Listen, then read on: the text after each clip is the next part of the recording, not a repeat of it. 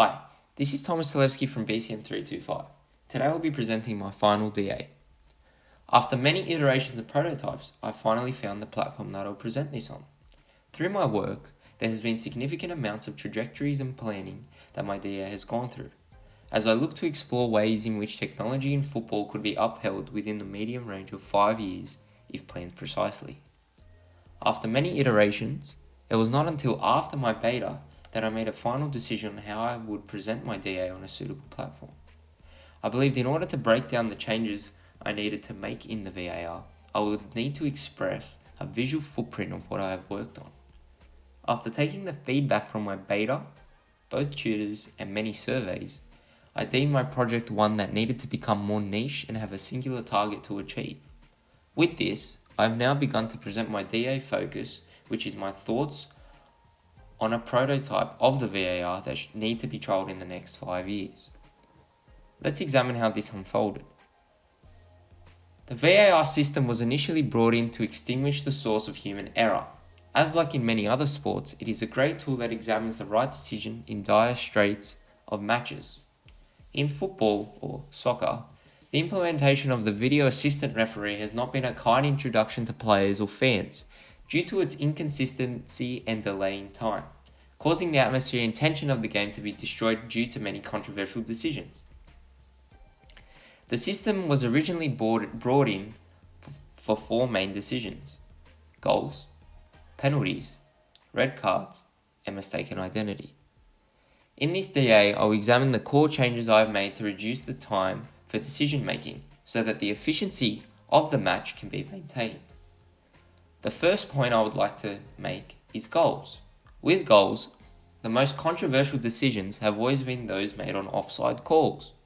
As it currently stands, if an attacking player is in front of the last player on the defensive team before the ball is played, it is deemed to be an offside offence.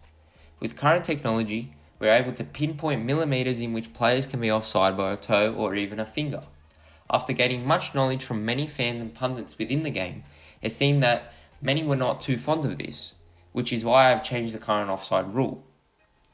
The brand new offside rule is as follows. An attacking player's lower body must be past the defender to be announced offside. This rules out any discrepancies that can be made within the game. It also changes the way in which defenders must adjust their strategies to control fast attackers. The implementation of this rule is simple. In football, the game is mainly played with your feet. If your arm or upper body may be in an offside position, no call will go against you unless your leg is offside. In regards to penalties and red cards, these decisions are also considered to be one of the most controversial in the modern game at times, which is why many decisions need to be changed. I recall going to a local A-League game in 2017 when the VAR was first introduced, and the crowd waited 6 minutes for a penalty decision. This, from a personal standpoint, threw my emotions out of the game for a moment as the experience became demoralizing. With these rule changes, each team is granted 3 challenges per game. These challenges may only be asked to the referee in regards to penalty and red card decisions. For example, if the referee awards an attacking team a penalty and the defender believes there was no illegal contact made, the captain from the defending team may challenge the referee's decision. Once this call is challenged, the referee will then signal a TV screen that alerts the VAR to make a final call.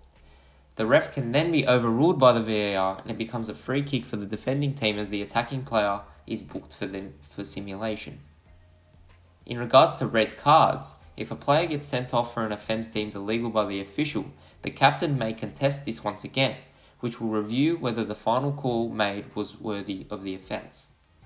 This also works in juxtaposition to an attacking team in the penalty area, for example, once again. If the attacking team believes they were fouled in the penalty box, the captain may test the accord, and the VAR room shall make a decision. If the VAR cannot come to a conclusion, then it is up to the referee to make the final judgment. My final rule change is the use of the VAR room. As it currently stands, the referee is the individual that makes the final call. This is an inefficient way of making a final verdict, as they must run over to a TV screen near the tunnel area and analyse the situation. With reactions from the crowd and players around the official, it interrupts the correct call being made. Thus, with inspiration from the bunker in the NRL, I believe the most systematic way of making a judgment was letting the VAR control room make the final decision. If VAR are not able to come to a conclusion, it is then referred back to the referee to make the final call. The use of a bunker-styled VAR initiates more of an accelerated decision, as the game will maintain its fast-paced reputation it earned before the video assistant referee's first introduction. Those were my major rule changes which I believe will create a more efficient, fast-paced modern game, as the medium-range planning I've created will ensure that those who are against the VAR may finally realise its value. My final task now is to upload it onto YouTube and other platforms, with the hope of gaining traction and influencing the decisions of those interested in the foreseeable future of technology within the modern game of football. Thank you for watching.